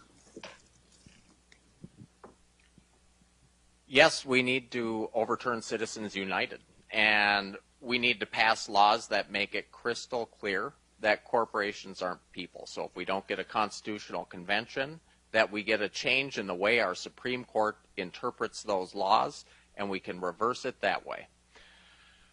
We also need to make sure that we're publicly financing our campaigns. And that means money out of politics, period. I don't think we should have small donations or anything. I think you should get a set amount, and we should be able to get up here and debate on the issues, and you should be able to select the candidate that you feel best represents you on those issues. One way we can overturn Citizens United, though, or pass some of these laws, is by expanding people's right to vote in this country. We need to make sure we have a great role model here in Minnesota. Same-day voter registration. Early absentee, no excuse voting. Those were all initiatives we worked on over, or some of the initiatives we've worked on over the last 6 years at the Minnesota legislature. It is a great role model that we could take out to Washington and make sure some people in some of those other states who don't have the access to get to the polls get the opportunity to do it from a mail-in ballot, no excuse, or investing in making sure that in disenfranchised communities, wherever they are, that they have a polling location nearby. It is ridiculous that we talk about being a democracy, but we don't give people access to vote, and I will fight every day in Washington to make sure that everyone, whether they're with me or against me, has the right to get out and exercise their biggest equalizer, which is being the same as a millionaire or someone who's worried about how they're going to pay their next mortgage bill or credit card. They're all the same in the voting booth. Thank you. Joe. In fairness to everybody at the table here, I've looked through some of the reports, and I'm not sure who's donated any money to their own campaigns necessarily, but want to just put out there that I think that money in politics is the most corrosive thing that we're facing. I think it corrupts our political system, and as an example of it, it's not just a quid pro quo system, but instead if you have to raise money to run a campaign, the most expensive campaign perhaps in the country, which is right here in the 8th Congressional District, and if you're a smart person and you want to save time so you can go out there and talk to voters, which is also an important aspect of this job, then maybe you might find yourself calling some people with a lot of money. So the problem with calling people with a lot of money isn't that they're necessarily going to ask you to do something for that money. It's that pretty soon if you spend all day on the phone talking to people who can donate $2,000 or $5,000 to you, you start thinking the rest of the world thinks like people who can donate $2,000 or $5,000 to you. We all know that's not the case. How many people in here could give me $5,000? No, seriously, raise your hand. We're taking notes up here. So the issue that we have is that Citizens United was a Supreme Court case that was passed, I think, in 2008 or 2009. And the problem we have is that without changing the balance of the Supreme Court, which, whoops, is gone now, we aren't going to be able to address that without a constitutional amendment. So I think the role of the legislator seeking to represent the people here in the 8th District is to go out there and fight for these reforms. I believe in publicly financed elections. I believe in limiting the amount of time that these elections take place in. I believe in preventing legislators from raising money while they're in the Congress so that we don't have the appearance of any corruption. And I think that we need to do these things right now to take back our democracy. And that's why I'm proud to have the support of End Citizens United, which is the group in Washington, D.C. leading the fight to remove the corrupting influence of secret money in our political system. Look for the announcement tomorrow. Thanks. Thank you.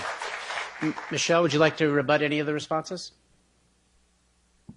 I will just say that I will not be having fundraising parties under chandeliers. Thank you.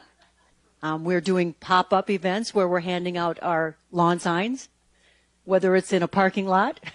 But these are the things of it's a new politic.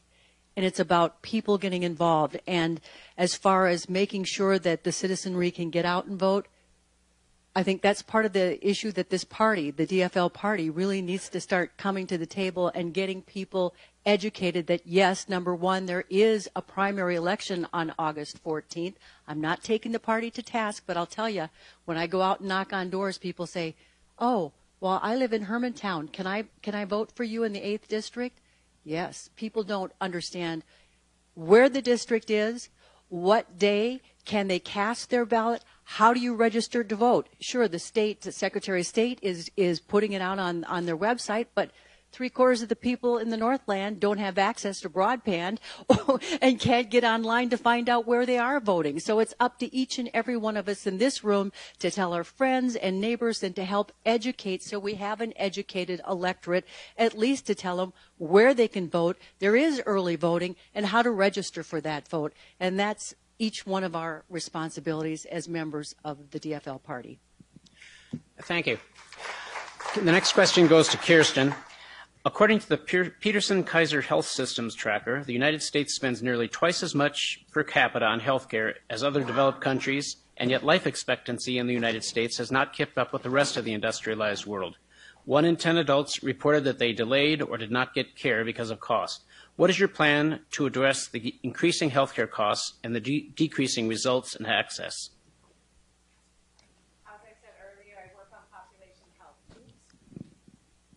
On population health, but I do have a mom voice, so I'm sure most of you could hear me. What we have to do is I often say to people, because I would love to see single-payer health care tomorrow in this country. We had a Democratic president, Senate, and House that did not pass single-payer health care. We have to move in steps forward to make sure it happens, because otherwise we're part of the problem. So what I say is we take the best parts of the ACA and strengthen them. We expand Medicare. We lower the age. We can start at 62, move to 60, and then maybe 58, and then create Medicare E, Medicare for everyone, so we have no one uninsured, no one going bankrupt, no one having to decide if they're going to go to the doctor or put food on the table or get their insulin or put food on the table or gas in their car.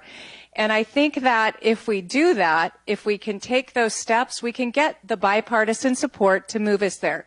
Medicare is our only single-payer model in the U.S. Let's expand it. Guess what? Medicare negotiates. They're really good at it. They negotiate for services. They negotiate for prescriptions. Let's expand it. And guess what? Let's hold our manufacturers accountable. Maybe we need to bring in some pharmaceuticals from outside, other countries that have lower prices. We always talk about competition until it's one of our big lobbying groups. Then they don't really want the competition. Soren, your response? Could I hear the question again? Basically, what is your plan to address the increasing healthcare costs and the decreasing results and access? Well, I've been an activist for Medicare for All and for House Bill 676 since 2009 or 2010. Additionally, in the state of Minnesota, there's been the Minnesota Health Plan. I believe that is essentially the plan that Representative Aaron Murphy is championing right now. I would urge you all, when you're casting your votes for other candidates, that you consider a vote for those candidates that are actually supporting single payer within the state. So, vote for Aaron Murphy. I don't think that we can tolerate too many stopgap measures to repair ACA. Healthcare is a human right. We need to get there. We have a couple of other single-payer type models. We've got kind of militarized healthcare for Native American folks through the Indian Health Services. We've got VA. I don't propose tearing those down, but I do propose that we have a system where folks aren't stuck in those silos, that they have the freedom and flexibility to move and get care in civilian hospitals as well. It's the only way forward. Medicare for all at the national level, the Minnesota Health Plan, and Aaron Murphy at the state level. Thank you. Jason.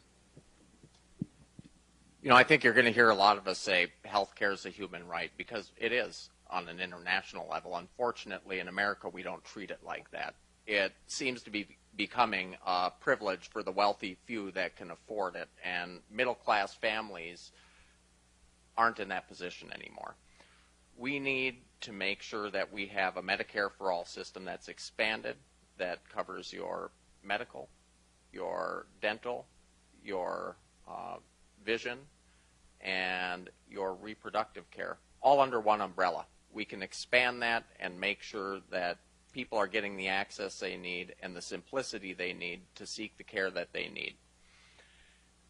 We have people coming right out of these communities here, and in Walker, I was at a meeting where a woman told me she got a letter one day from her insurance company saying that the prescription coverage she needed was denied. No option for appeal and no explanation. And that's just wrong. In Minnesota, we do look out for each other, and our government should be looking out for you as well.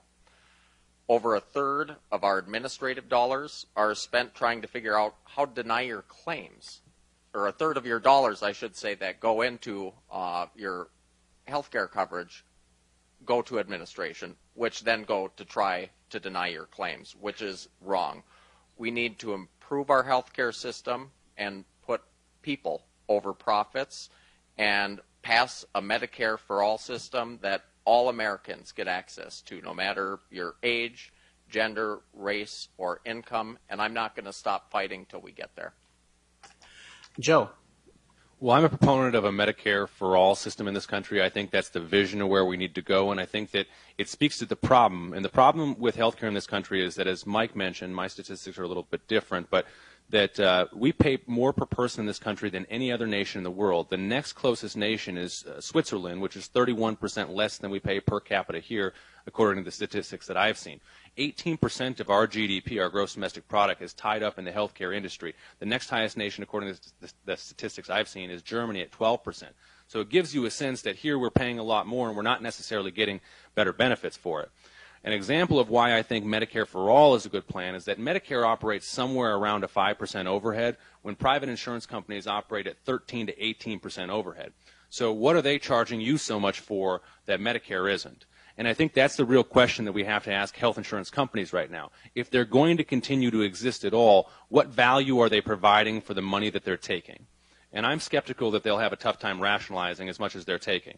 However, if we can't get all the way to Medicare for all or a single-payer system like most other countries have, I think that the first thing that we need to look to then is a public option, an option that covers the bare spots in the market. One of the problems with the Affordable Care Act is that if you live in certain places in this country, there aren't many insurance carriers willing to take you. And so then what do you do in the absence of a public option? A public option gives somebody a place to go when they have no other more efficient means. I think that's an important first step. That's something that we can do, and it's something that I will fight for in the absence of Medicare for all out there. But I think that we need to keep the dream alive. Single-payer health care is the way to go for this country. Michelle. Number one reason for bankruptcy in this country is a medical crisis. That is absolutely wrong. Healthcare is indeed a human right. And if I am elected as your first congresswoman to represent Minnesota's 8th congressional district, one of the first things I will do is to sign on to the Medicare for All bill. And as Kirsten mentioned, it's not going to happen overnight. We're not going to be able to flip a switch and everybody is going to have health care. It's a process. It's going to take time. When you're considering it's 17% of the gross national product, that equals many jobs, businesses that are already in working as a part of this healthcare system or the lack of a healthcare system we have now. It's going to take time, but we need to start today to build that process. And I think by sending good Democrats to Washington and building that blue wall in the U.S. House, we can come together, get those bills out of committee, and actually start working on the process. So again, single payer, Medicare for all, it's not going to happen overnight, but we need to start today because I don't want to be here 10 years from now saying we need to start today. Because that's what happened when Hillary Clinton tried to do something when her husband was president. It was stopped. President Obama, Obamacare, it was a good program, but the Republicans allowed it to die on the vine and did everything possible to kill it. We need a good group of Democrats who believe strongly that healthcare is a human right and that we work toward that and start flipping that switch. And I want to say quickly, we also have to start looking at preventative health care. We don't teach exercises and physical education in our schools anymore. A lot of people don't, there's no home ec classes. People don't know anything about nutrition. They're hungry, they eat. And then we have the obesity epidemic, or we have health issues as a result of poor nutrition, the farm to table programs, food deserts. These are the things we can address. We need to start building healthy Americans from the ground up from the day they are born, and not arrest women who want to breastfeed their kids at this local swimming pool. And that's how we start. Common sense. Thank you. Kirsten, would you like to rebut any of the responses? Just quickly, the Medicare program that I spoke of is the everyone option, which means no one would be uninsured in the United States. And that's part of this white paper's excellent look into taking those steps to get us to single payer. I do agree with Michelle Lee. We are a death and dying model in the United States. And by the way, we have crappy birth rates for babies. Let's talk about that. And we're like 37th in lifespan in the United States of America. How about we move from the death and dying model? We have a $700 billion military complex budget. How about we take a little bit about that and do some prevention? And our last question, with the responses from others, the last question goes to Soren. According to the Washington Post, in the first half of 2018, there were 154 recorded mass shootings of 5 people or more. How would you modify current gun laws to make Americans safer? As I stated before, one of the things that we need to do is repeal the Dickey Amendment, make it possible for the CDC to study and understand the complex crisis that is the gun violence epidemic in America. I would like to see instituted some rational checks on who's purchasing weapons that match the profiles of the worst mass shootings, or people who are acquiring weapons retail within our borders to support conflicts abroad. So I think if you buy a few thousand rounds of the most likely types of ammunition that have been used historically in these mass shootings, that a local sheriff follows up and asks you what your plan is to use that, right? That anyone who buys a mix of these stereotypical assault weapons all at once, or large numbers of high-capacity magazines, gets a follow-up from law enforcement. Just say, hey, what's your plan to use that, right? And I think most folks that have these weapons today would pass those tests, right? Like, I was in the service, I know this weapon, I have a romantic attachment to it, I use it at the range. I work in law enforcement. I've got family and friends who have that justification for having, the civilian equivalent of weapons that they used in war, and I trust that most of them would use those weapons responsibly. But we have had the problem of foreign agents buying our weapons and exporting them to conflicts like Kosovo. You know, we saw people buying the 50 caliber sniping rifles and flying with them in commercial aircraft to employ them in foreign wars. So we do need global controls on small arms and ammunition, and that's one of the big things that the NRA is fighting, and that's one of the reasons why Russia has partnered with the NRA today to prevent peace activists in this country and activists around the world from putting real controls on this ugliest form of commerce. Jason. I've been a responsible gun owner and Second Amendment supporter as well my whole life. And when I was in high school, we lived up in Alaska, there was a school shooting, one of the first in the nation. We were at a student government conference, and our friends learned, it was in Bethel, our friends in Bethel learned of their fellow classmates, and I believe it was a assistant principal who were hurt or killed. The fact that it's happening 20 years later is disgraceful, that we're allowing people to be put in harm's way because we can't tackle the tough gun lobby groups out there. I think that one thing we could do right away that almost everyone in the country agrees with is to make sure that we have a universal background check system that allows, or puts a stop, I should say, not allows, to a domestic abuser, say, in Minnesota, traveling to Wisconsin, Florida, name your state, and then coming back to Minnesota with that weapon and harming a partner. A universal background check system would stop that from happening, and we need to keep guns out of the people's hands who can't use them responsibly and shouldn't have them. And I will make sure that we're making forward progress on that out in Washington. Joe. This is probably one of the few places where it wouldn't be news to a lot of people when I say that gun violence has impacted my life in a very significant way.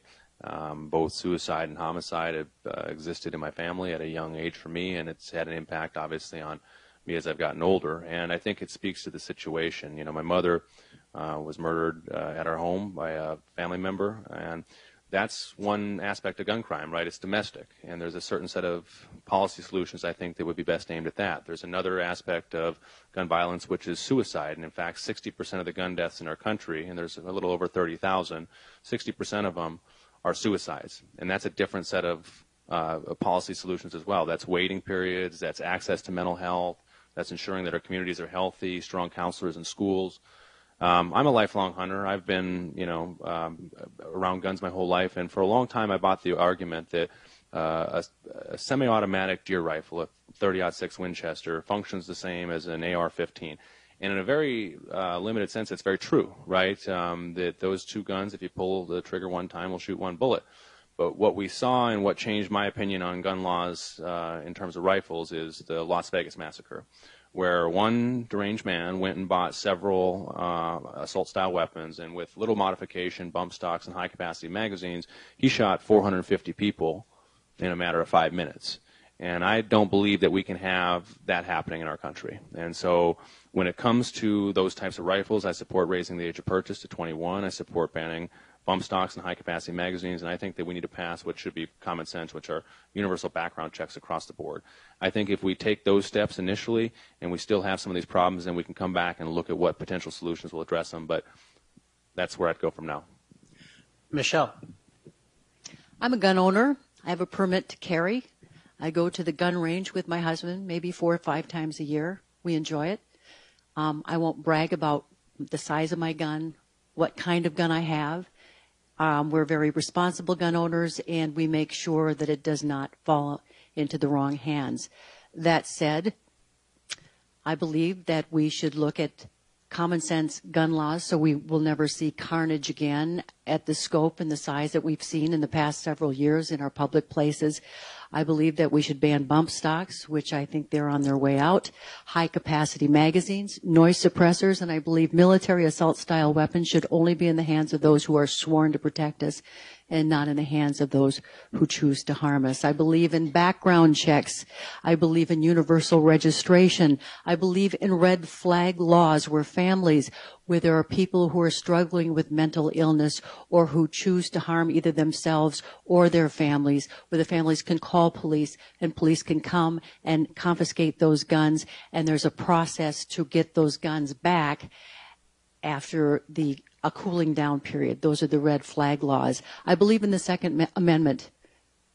And I'm trying to remember the last amendment that was ever overturned in America, and I think that had to do with prohibition. And America really loved its beer.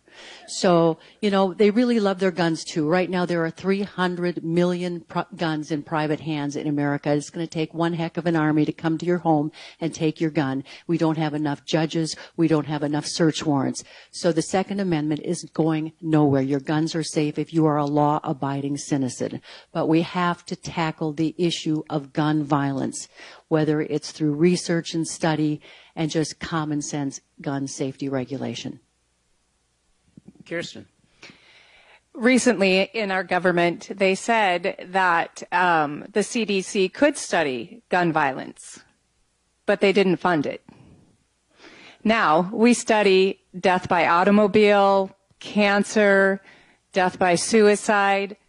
We need, sometimes how you move people is with statistics and facts. I guess it's not enough that we've been talking about this issue since 1991. Not enough. No one's coming to take your guns. And we need to have some responsibility. I approve of everything people up here have suggested, but I have a question because I always try to figure things out. Like I always wondered how tobacco got away with it. And then when they had to pay and states got it, now we're doing vaping. So my question is this. If I serve alcohol to some kids at my house or a bar and they go out and kill someone, there's some liability there. Right now, we have zero liability for all of the deaths. It's not costing anyone anything except for the lives of people's family members that they love. So while no one's coming to take away your guns, if we do not take measures to do it, then the NRA and the gun manufacturers should hold some liability because we cannot sustain the deaths that are going on, the medical bills that are going on, the ER visits with doctors that say they have not seen anything like what high-capacity magazines do. There is no saving people from it. Their insides are mush. With a pistol, guess what? Or a knife, there's a good chance we might make it. And frankly, as a mayor, I am appalled that anyone would come and want to make our schools like prisons, and teach elementary school kids to throw rocks at the perpetrators. I think we can do better, America. Soren, do you have any rebuttals to the responses? No. In that case, then that concludes our program. Thank you to the candidates and to our sponsors, and thank you, audience, for your patience.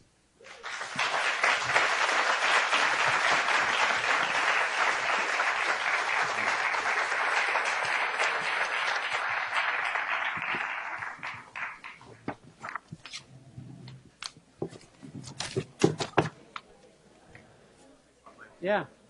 Good luck. Thank you. You just get here for the next few weeks.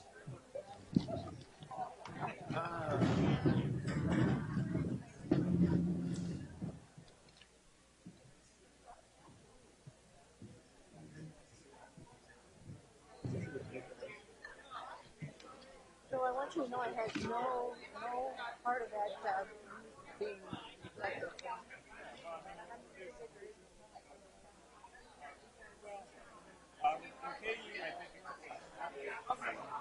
Not happy with the response. I think that he the message that I got from him is about trying to